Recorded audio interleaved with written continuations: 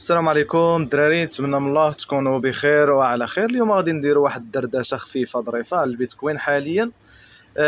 البارح تقريبا يومين هذه تقريبا اخترق القمه جديده، واليوم كذلك اخترق قمه جديده، وما كاينش شي خبر ايجابي اللي يخلي البيتكوين يخترق قمه جديده.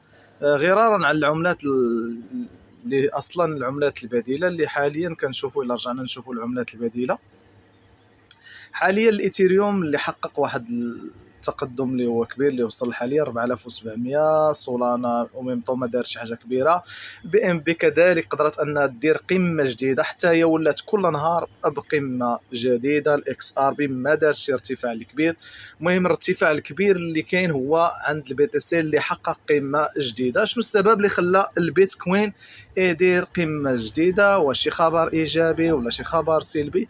هنا في 15 مينيت كنشوفوا اخر شمعه وصلت 125.8 كقمه جديده.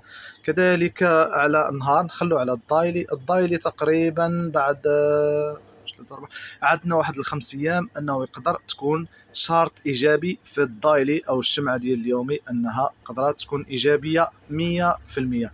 هنا غادي نمشي نشوفوا صفقات الفيوتشر، الناس اللي دايره صفقات الفيوتشر، واش هي فريمون اللي خلات ان البيتكوين يخترق قمه جديده. وكنظن القمه التاريخيه ديال البي تي سي حاليا هي 125.8 ك.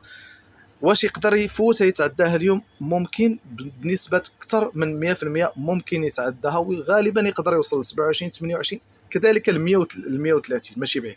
غادي نمشيو للكوين كلاس ونراقبوا الصفقات حاليا اللي كاينه في الفيوتشرز.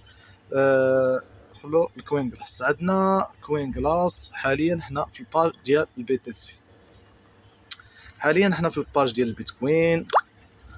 دقيقه، حاليا ها هي، ها هو البي تي سي. هنا غادي نشوفوا ستوب، ها هي الواجهه.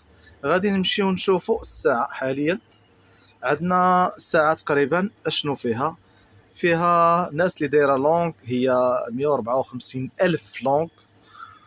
وكنشوفوا واحد الرقم خيالي، ها هو الدراري اللي قدامكم مباشره، ها هو اللي هو 12 مليون ناس اللي دايره الشورت حاليا في الساعه ديال المكانه. هل لك ان تتخيل 12 مليون ناس داخله مراهنه بان سيوله ديال 12 مليون مراهنه بان البيتكوين غادي ينزل، ومقارنه ب 154 الف دايره لونغ؟ هذا هو السبب الوحيد اللي خلى البيتكوين يطلع. واش ممكن